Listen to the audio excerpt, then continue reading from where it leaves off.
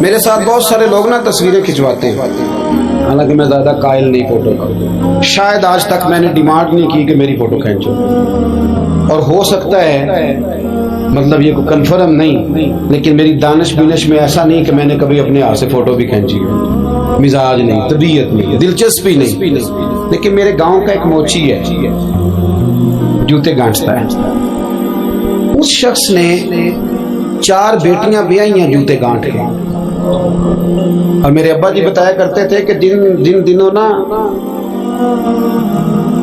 ڈھیلا چونی جوتا گانٹنا، اب تو جوتے کوئی گنڈواتا ہی نہیں، اب تو گانٹنے کا رواج ہی نہیں، اب تو بچے نئے ہی لیتے ہیں۔ تو جوتا گانٹنے کے لیے جب اس کو دیتے تھے تو چونی اگر اس کی ہوتی تھی نا تو اس کو کہتے تھے نا روپیہ تو رکھ لے، تو کہتا کیوں رکھوں جی، میری چونیاں تو میں نے چونی لے لی، اور ناراض ہو جاتا تھا۔ 4 بیٹیوں کی شادی کی ہے اس نے، پھر اللہ نے اسے عمرہ بھی کرایا، اور آج بھی وہیں بیٹھا ہے۔ تو میں جب گاؤں جاتا تو میں کہتا ہوں چاچا میں تیرے ساتھ تصویر کھنچوانی ہے، تو مجھے کہتے ہیں پتر میرا تو منہ بھی نہیں تو گیا میرے ساتھ فوٹو، تو میں کہتا ہوں یار تو ایک انسان ہے، تو ایک مثال ہے، جس بندے نے ہاتھ پھیلانے سے نفرت کی ہو، اب تو چندہ ہی چندہ رہ گیا، چندہ ہی چندہ، اس کے علاوہ اللہ معاف کرے کوئی دوسری شے۔ میں گلاسکو میں تھا تو مجھے ایک صاحب کہنے لگے آپ نے کوئی اعلان چلان نہیں کرنا، مدرسہ نہیں ہے؟ میں نے کہا مدرسے بڑے ہیں پر اللہ کا فضل ہے، کیونکہ وہ نبی کریم کے نام کے ہیں تو ہمیں کبھی کمی کوئی نہیں آئی،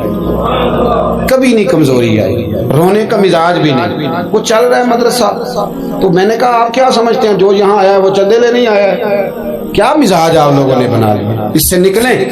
وہ بھی کوئی قومیں ہوتی ہیں جو ہر وقت ہاتھ پھیلا کے رکھتی ہیں۔ قرآن مجید نے صحابہ کی تعریف کی، لا یسألون الناس الحافا، وہ لپٹ لپٹ کر سوال نہیں کرتے۔ یہ اصحاب صفا کی بات کی قرآن پاک نے، لپٹ لپٹ کر سوال، خبردار تھوڑے پہ گزارا کرنا سیکھو، عزت کی زندگی جیو گے۔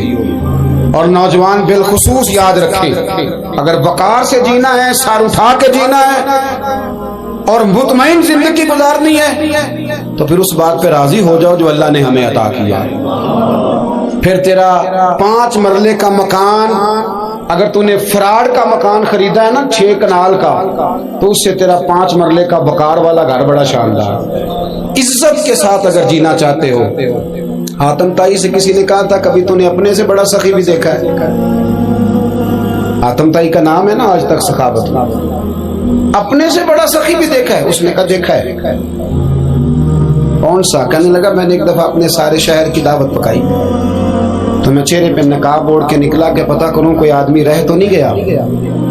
تو جب میں جنگل میں گیا تو میں نے ایک بابے کو لکڑیاں کاٹتے دیکھا۔ سب لوگ اس زمانے کے جتنے پڑھے لکھے شعراء ادیب سب میں نے بلائے، بابا لکڑیاں کاٹ رہا تھا، توجہ ہے میری بات پر؟ کہتے میں اس کے قریب گیا، چہرے پہ نقاب تھا، میں نے کہا بابا جی آپ کو نہیں پتا آج حاتم تائی کی دعوت ہے؟ کہنے لگا بیٹے پتہ ہے۔ تو میں نے کہا جانا نہیں؟ کہتے بابے نے عجیب جواب دیا، کہنے لگا مجھے نا اپنے ہاتھوں کی کمائی کا چسکا لگ گیا۔ کس کا چسکا؟ ہاں آج کل چسکا یہ ہے کہ کسی کو پارٹی کیسے ڈالنی ہے، کیسے مفت کی روٹی کھانی ہے۔ کس کا چسکا لگ گیا؟ اپنے ہاتھوں کی۔ بولیے۔ میرے نا مدرسے میں ایک لائق بچہ پڑھتا ہے، مالدار گھرانے کا تھا، تو تھوڑی سی نا آپ کو پتہ ہے دوران طالب علمی ہمیں بھی بڑے بہانے آتے تھے تو یہ چیزیں یاد آتی ہیں، تو تھوڑا آگے پیچھے ہوتا تھا۔ مدرسے میں کام ہو رہا تھا تو میں اس کو کھڑکی میں لے کے کھڑا ہو گیا، میں نے کہا بیٹے ایک چیز تجھے دکھانی ہے، جب تیرے سامنے بھنا ہوا گوشت رکھا جاتا ہے تو نخرے کرتا ہے، ادھر بھی آ ایک نظارہ دیکھ۔ مزدور نا سویرے 2 روٹیوں کے بیچ اچار رکھ کے لاتا ہے، اور جب وہ دوپہر کو کھانے لگتا ہے نا میرے بھائی تو وہ اچار اس کی روٹیوں کو بھی لگ جاتا ہے اور پونے کو بھی لگ جاتا ہے، لیکن جب دوپہر کا وقت ہوتا ہے تو مٹی سے لتھڑے ہوئے ہاتھ پہلے وہ جا کے ٹوٹی پہ دھوتا ہے، پھر وہ کیا کرتا ہے کہ وہ پانی کا پیالہ خود بھر کے رکھتا ہے، توجہ میری بات پہ رکھیں، پھر وہ زمین پہ بیٹھتا ہے اور جب وہ پونا کھولتا ہے نا، کبھی اسے کھاتے ہوئے دیکھو یوں محسوس ہوتا ہے کہ دنیا کی ساری نعمتیں اس کے سامنے پڑی ہوئی ہیں، اور ٹیبل پر بیٹھ کر 22,000 کی روٹی کھانے والے اتنا شکر ادا نہیں کرتے جتنا وہ بندہ شکریہ ادا کرتا۔ یا اللہ تیرا شکر ہے، یا اللہ تیرا شکر ہے، اور ان کو لفظ نہیں سیدھے پڑھنے آتے، ویسے بھی لفظ تاثیر سے بنتے ہیں تلفظ سے نہیں۔ اہل دل آج بھی ہیں، اہل زبان سے آگے. صحیح تلفظ نہیں ادا کرنا آتا، لیکن جب وہ ہاتھ باندھ کے کہتے ہیں نا یا اللہ تیرا شکر ہے، تو یوں محسوس ہوتا ہے کہ روٹی تو اس بندے نے کھائی ہے، کھانا تو، ورنہ شادی کے موقع پر اتنا کھایا نہیں جاتا جتنا تباہ کیا جاتا ہے، کیونکہ مفت کا ہوتا ہے نا، مفت کا. تو یاد رکھیں محنت کی کمائی ایک حسن ہے، ایک وقار ہے. وہ جو بندہ 50 لاکھ روپیہ مہینے کا یا سال کا کماتا ہے وہ تو دیکھتا بھی نہیں بیچارہ پیسوں کو، وہ بینک میں آئے اور بینک سے ہی ساری زندگی اپنی دولت دیکھ سکتا. لیکن جو 600 روپیہ دیہاڑی لیتا ہے نا، اس کو جب شام کو ملتی ہے تو 3 دفعہ ہاتھ صاف کرتا ہے اور 3 دفعہ بسم اللہ شریف پڑھتا ہے اور پھر وہ جیب میں ڈالتا ہے، پھر وہ حساب کرتا ہے کہ 50 کہاں لگانے ہیں، 60 کہاں. تو خودداری سے جیو، باوقار رہو گے، باعزت رہو. حاتم طائی کہتے ہیں مجھے کہنے لگا کہ مجھے ہاتھوں کی کمائی کا چسکا لگ گیا ہے، اب مفت کے دسترخوان پر مجھے مزہ نہیں آتا. تو کہتے میں تو بس اس کا فدائی ہو گیا. جب میں واپس آنے لگا تو اس نے مجھے آواز دی، میں واپس پلٹا تو کہنے لگا بیٹا آپ بھی دعوت پہ جا رہے ہیں؟ میں نے کہا ہاں. تو اس نے مجھے 5 دینار نکال کے دیے، کہنے لگا یہ لے جاؤ، حاتم طائی کو نہ دینا، وہاں جو آدمی لنگر پکا رہا نا اسے دے دینا، یار بڑے بڑے لوگوں نے روٹی کھانی ہے، چلو میرا بھی حصہ پڑ جائے گا. تو حاتم طائی کہتے ہیں میں گھوڑے سے گر گیا، چہرے سے کپڑا اٹھایا اور میں نے کہا بابا میرے سینے سے لگ، میں تو امیر ہو کے سخی ہوں نا، تو غریب ہو کے بڑا سخی ہے. آج سمجھ آئی ہے تیری سخاوت کی. پڑھیے نا حدیث پاک، حضرت انس بن مالک کہتے ہیں ایک شخص نے آ کے کہا یا رسول اللہ کچھ دیجئے، حضور مجھے کچھ بولیے. اور میرے محبوب کا دروازہ وہ ہے کہ جہاں سے کبھی کوئی خالی گیا ہی نہیں، حضور کچھ دیجئے. تو نبی کریم علیہ السلام نے آج الگ بات کر دی، فرمایا تیرے پاس کچھ بھی نہیں؟ اس نے کہا حضور میرے گھر میں ایک پیالہ ہے اور ایک کمبل ہے اوڑھنے کا. اتنا غریب کو بندہ اس وقت بیٹھے محفل میں جس کے گھر میں ایک ہی پیالہ ہو. جو چوپ ہے ان کے بارے میں کیا نظریہ اختیار کرو؟ کوئی ایسا غریب جس کے گھر میں ایک ہی پیالہ ہو، صرف ایک ہی کمبل ہو. لیکن یہاں بیٹھے میرے سمیت ہر تیسرے بندے کو آپ پوچھ لیں کہ حالات کیا ہیں تو کہے گا دعا کرو. بڑی مشکل ہے. اتنا غریب کوئی بندہ موجود ہے، لیکن آپ کسی کو پوچھ لیں وہ کہے گا جی بس دعا کریں. کوئی ایسا پیر مل جائے جو مجھے اللہ دین کا چراغ دے دے تاکہ نوٹ کسی طریقے آ جائے. اور وہ نعت خاں جو کہتا ہے کہ کون دیتا ہے دینے کو منہ چاہیے، دینے والا ہے سچا، وہ بھی کہتا ہے پہلے 25,000 دو. کوئی تو سٹیج پہ تو کہہ رہا تھا حضور دیتے ہیں، اور یہاں جب تک تیرے اکاؤنٹ میں نہ جائیں تیرا کام ہی نہیں چلتا. عجیب تماشا ہے نا. ایک صاحب نے بڑی دور سے مجھے فون کیا، کہنے لگے ٹائم دے دیں. میں نے کہا جی میں آ جاؤں گا، فارغ ہوتا ہوں تو آ جایا کرتا ہوں، مسئلہ نہیں ہے، ہم اتنے بڑے لوگ ہی نہیں، آ جائیں گے. کہنے لگا جی آپ بتائیں مطلب اکاؤنٹ نمبر دے دیں. میں نے کہا یار آپ نے غلط جگہ فون کر لیا، میں نے تو بتایا کہ وہ تو بڑے لوگ ہوتے ہیں، تو ہمیں پتہ ہے اپنی حیثیت کا، انشاءاللہ حاضر ہو جائیں گے، آپ سے بات ہوگی. کہنے لگے نہیں آپ کو تو کچھ بتانا ہی پڑے گا، کچھ بتائیں کچھ بتائیں. میں نے کہا کچھ بھی نہیں، میں انشاءاللہ حاضر ہوں گا.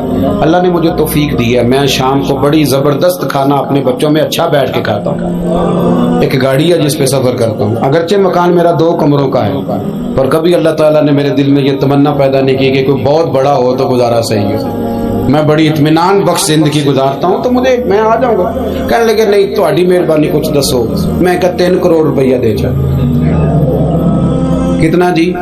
اللہ جانتا ہے ہنسانے کے لیے بات نہیں کر رہا، اور مسجد میں اونچا ہنسے بھی نہ. کتنے دیں؟ جی یہ تو آپ نے کیا کہہ دیا. میں نے کہا یار اگر میں نے اپنے لفظ ہی بیچنے ہیں تو اب میں 25-40 ہزار میں بک جاؤں. میں تو سمجھتا ہوں کہ نبی پاک کا فرمان بڑا قیمتی ہے، تو ریٹ لگاؤں تو میری حیثیت یہ ہو کہ 40,000 روپیہ.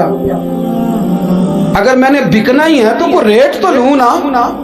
اور ویسے بھی میں تو سمجھتا ہوں کہ میں بڑا انمول ہوں، اس لیے کہ میں رسول اللہ کے دین کا نوکر ہوں. اور یہ غلطی ان کی نہیں جو بیچتے ہیں، غلطی ان کی ہے جو خریدتے ہیں. آپ لوگوں نے مارکیٹیں بنائی ہیں، آپ مارکیٹیں نہ بناتے تو کبھی مارکیٹوں میں اس طرح کی چیزیں بکنے کہ ہم نے ظلم کیا ہے، ہم نے زیادتی کی ہے، ہم نے یہ ماحول بنایا ہے. بہرحال بات دور نہ نکل جائے، واپس آتا ہوں. نبی کریم صلی اللہ علیہ وسلم نے فرمایا تیرے پاس کچھ نہیں، ایک کمبل ہے اور ایک. حضور نے فرمایا لے کے آ. یہ سرکار کا فرمان سیاستہ سے عرض کر رہا ہوں. اگرچہ امام جلال الدین سیوطی نے تفسیر در منصور میں تفصیل کے ساتھ اس روایت کو کئی طرق سے بیان کہا. ایک کمبل، یارو سوچو، ایک کمبل جس بندے کے پاس ہو، ایک پیالہ، اس سے بھی کوئی غریب ہوگا. حضور نے منگا لیا اور بولی لگا دی، کون خریدے گا؟ ایک شخص نے کہا 1 دینار، ایک نے کہا 2. حضور نے 2 دینار میں بیچ دیا. وہ بولا نہیں کہ حضور 2 ہی تو چیزیں تھی، وہ بھی بیچ دی آپ نے. اللہ کے رسول نے فرمایا 1 دینار کا کھانا لے جاؤ اور 1 دینار کا کلاڑا خرید کے لاؤ. وہ لائے. حضرت انس کہتے ہیں بندہ بڑے نصیبوں والا تھا. وہ جب کلاڑا خرید کے لایا تو اس میں دستہ میرے نبی نے دستے مبارک سے لگایا، حضور نے دستہ لگایا اور فرمایا یہ لے جنگل میں جا. مسلمانوں، یہ میرے رسول اللہ کی تعلیم ہے. نوجوانوں غور کرو، اگر معاشرے کو سنوارنا ہے تو اس چیز پر محنت کرو. فرمایا یہ کلاڑا پکڑ، رسی پکڑ، جنگل میں جا، لکڑیاں کاٹ کے لا، کھا بھی اور کھلا بھی، پہن بھی اور پہنا بھی. جا. حضور نے فرمایا 15 دن مجھے نظر نہ آنا، جا کام کر، جا کے محنت کرنا ہے. اسلام کا شیوا ہے. آج پوری دنیا میں ہمارا کشکول مشہور ہے، دھوکہ معروف ہے. لوگ کہتے ہیں کہ انہوں نے ایسے ہم نے طریقے غیروں سے پیسے نکالنے کے اختیار کیے، ایسے طریقے کہ کبھی سنے تو شرم سے سر جھک جاتا ہے. یہ معیار ہوتا ہے اعلیٰ قوموں کا کہ وہ چندوں پہ زندگی گزاریں، وہ مانگ کر کے کھائیں. یہ معیار ہوتا ہے. کسی کونے پہ بریک لگتی ہے تو آپ دیکھیں مانگنے والے کتنے زور و شور سے آتے ہیں. خدارا محنت کی عادت. وہ صحابی چلے گئے، 15 دن کے بعد آئے. یہ لفظ امام سیوطی نے لکھے. 15 دنوں کے بعد آئے تو حضور نے فرمایا تیرا حال کیا ہے؟ حضرت انس کہتے ہیں مجھے بھی تجسس تھا کہ پتہ تو چلے. تو وہ مسکرائے، عرض کرنے لگے یا رسول اللہ پہلے 1 پیالہ تھا، اب سارے گھر کے برتن بن گئے. یا رسول اللہ برکت آپ کی ہے، پہلے 1 کمبل تھا، اب سارے گھر کے بستر بن گئے. اور امام سیوطی کہتے ہیں انہوں نے جیب میں ہاتھ ڈالا تو 10 دینار نکالے. عرض کی حضور رکھ لے، میں صحابہ صفا کے لنگر میں حصہ ڈالنے آیا ہوں، یہ قبول کر لے مجھ سے. مہربانی فرمائیں، مہربانی، خودداری سے جیے اور تھوڑے پہ گزارا کریں.